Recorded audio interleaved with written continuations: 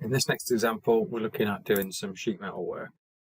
So we go to New and go to the appropriate templates. So if we use an isometric, this time we're looking for an isometric sheet metal. So we're looking for like the little purple S-coloured icon on there. So in sheet metal, one thing that's slightly different, if we double click on material in our Pathfinder, we'll see that we've got a different tab on here because we've got our gauge properties on here. So here we can go and set some gauges. So if I want to go and set a specific gauge, so if I want to do a 1.6 with a 1.6 with a 1 mil relief depth, I can then go in here and put 1.6 millimeter and add gauge, and that is now going to be available on my. Go and set those in our template to make life a little bit easier. We can also go and add our material at this point. So we go into our metals, go into our steels, and let's go stainless steel 316, and then click apply to model on there. So what we're going to do this first example in synchronous, and then we'll do another one in order. So we're just going to do a simple bracket. So we've got a couple of different ways that we can go and create this. I'm going to create this using a tab and a flange. So I want to choose the rectangle command. I'm going to lock to the top plane, use Control and H to get my sketch view. I'm going to go 50 tab 50, enter, sketch on there. We can then click on this region to go and create the tab, click the arrow going up, and that's going to pick up the 1.6 that we've just done on there. For the next tab, if we select this end face on here and then select the short arrow on there, that's going to go and create a flange on here. Notice we've got options on here, we've got different options. We can do measure outside, material inside, go and set it how we want, because I want this to be 50 by 50. Leave those settings on there. And if we type 50 and enter, that's going to go and create that ready for us on there. So that's kind of like the basics, and we can just select the edges. If we wanted to do a partial flange, we can select the edge, choose a small arrow and choose partial flange, and that will allow that to go and create that as a partial flange. We can also do, if we go and drag the little ball to the end point on there, and then go and choose flange from the drop down and do partial flange, that's then going to go and create a end as well. So we've got other little tips and tricks on there, because the partial flange will always be centered unless you go and do that option. So creating holes is the same as what we do elsewhere. When we do break corner, this will allow me to go and select everything. It's just going to find those thickness corners. It's not going to break the edges because we're not going to do that. So I'm going to do a 3 mil break on those corners. We haven't done hole placement in synchronous yet. So what I'm just going to go and delete that break corner because it will make a little bit more sense if we do it with some corners. So if we pick the hole command and go to our hole options, what I do is just we're going to go to a simple and go to a drill size, and we're just going to go and set this to, let's go 6.4, and then select OK on there. What we then do is lock to the appropriate plane. So if we click the lock icon or press F3, and then we can automatically create the dimensions for here. So we hover over the endpoint on here, tap the E key twice. That's going to create 2 dimensions, one from the top edge. So if I press 10, tab 10, that's going to go and place that hole. I can then hover over this hole and press the C key twice. So that's going to go and link that to the center point on there. So if I go 30, 0, enter, that's going to go and place those holes. We can then use Control to select both holes, or we can do a fence select on there. If we then click copy and then click the down arrow and go and move those down, we can go and move those down 30 mil, and that's going to go and recreate those holes for us on there. So we've created all those holes quite quickly on there. So we can also do slots as well.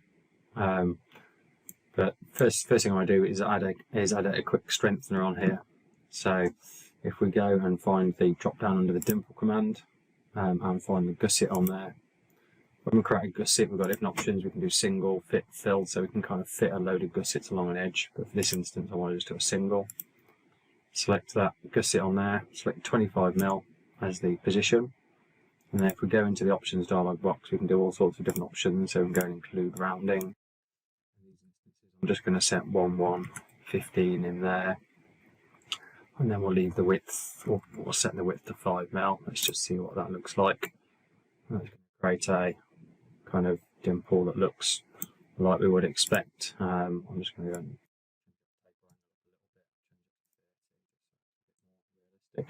and then just right. So we'll do slots. So next we'll do slots. Now this slot is greyed out until we've got a sketch. So we need to choose the line command and draw on this top face. Notice it won't let me snap to that face. So if we press F3 to unlock from that previous plane from those holes, it was in the corner here, and then lock back onto that plane, and then do our Control H again. I'm just going to quickly do 2 lines. So I'm going to do 1 line, and then I'm going to go and use distance between, so we can go and create the appropriate stacks of dimensions. So I want to hover over this line, select the endpoint on there, dimension, right click to finish that chain, and then start the chain the way on here. So if we go and set 10 and 30 for the dimensions in both sets on here, and then I'm also going to do a horizontal vertical between these points of those 2 lines. Will then be the same length. I'm just going to do that for both ends just to make sure.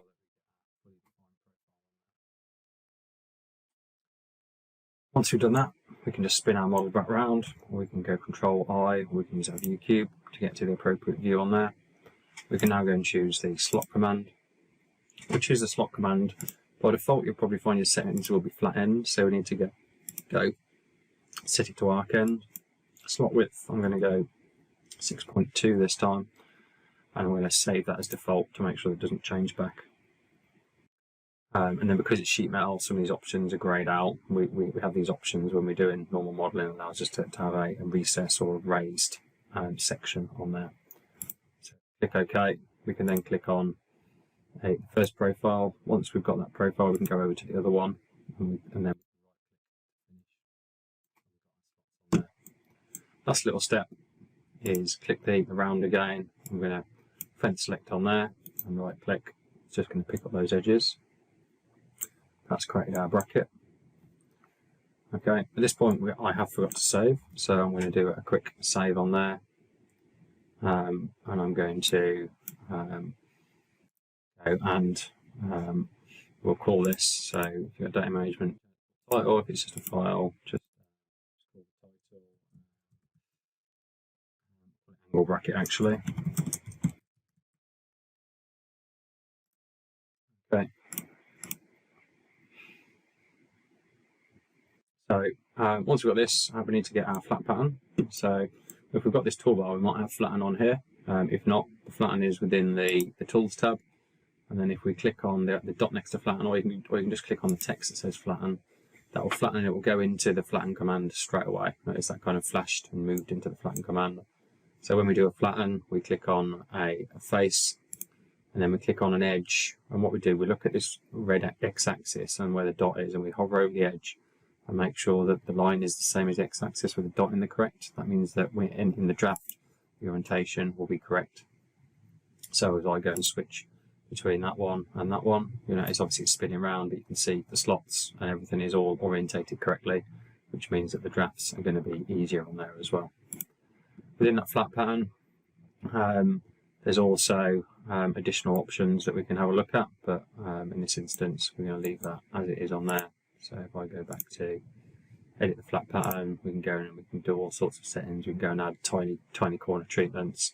We can do stuff to do with holes, and we can have a look at the flat pattern size, and we can set alarms based on the material we've got available. So there's some really useful stuff we can do on there. So I'm just going to click back to synchronous, Control I to get my isometric view, save that, and then leave that one. So next, we're going to have a look at another one. So we're going to pick another sheet metal template. And this time we're going to right click and we're going to choose to start in ordered. So for this one, we're going to go and create a contour flange. So if we click on the contour flange command, click on the front plane. So click on the center, tap the S key for symmetric. I'm going to go and create some kind of like IT style enclosure. So I'm going to go 300 on that line. I want to do a line up this side. Let's go 120 on there. And then let's do a little return. Let's go 15 on that side. And then we're going to go up. I'm going to do a 150. And then we'll do a 20mm return on that side. So this is kind of like the shape that we're going to extrude and thicken. So for this one, if we close the sketch, this is asking for a side step. So we'll see these arrows somewhere on the screen. We can find our thickness. We haven't predefined our thickness. So I'm going to go 0.9, get down on there. And then we can go and choose, for this one I want to do a symmetric extent 450 and enter and finish. So you can see we've got quite a complex profile reasonably quickly on here. So when we put cuts in sheet metal, it's always a good idea that we use what we call the normal cutout. We can do what I'll class as a regular cutout, but this will make sure that any cuts that we do aren't going to cause any angled faces once we've got our flat pattern. So if I do a simple cutout command, I'm going to go and create a cut over here. The size isn't important, and then I'm going to go and define that using a finite option. I'm going to make sure that is on a thickness cut, and I'm going to go and drag that down just 20mm. Next, I'm going to do a little joggle. Actually, I'm not going to do a joggle. I'm just going to do a flange. So on your machine, you'll probably find that you've got multi-edge flange with a drop down to get to the flange command. But if we choose multi-edge flange, select this bottom edge, right click, and go and drag that down. And we'll go and do 40 on there. And then click finish. And then once we've done that, we're going to go and choose the jog command. Select this face on here. And I'm going to do a line. And I'm going to choose the end of there, and I'm going to come across here. And we're going to snap that to that point. Once we've got that line in, we're going to close that sketch, choose a direction to jog, and that's going to go and create the appropriate jog that we want on here. So for this one, I want to go back. Let's go 8mm on there. And we've got the similar kind of options. So we've got material inside, dimension. So we just want to make sure those options are correct. And we can view that, we can spin around and see the 8mm doing the overall dimension. Maybe I want the 8mm to be the offset, so that's the face-to-face rather than the outside faces on there. And then click finish on there. Okay, so next we want some vents.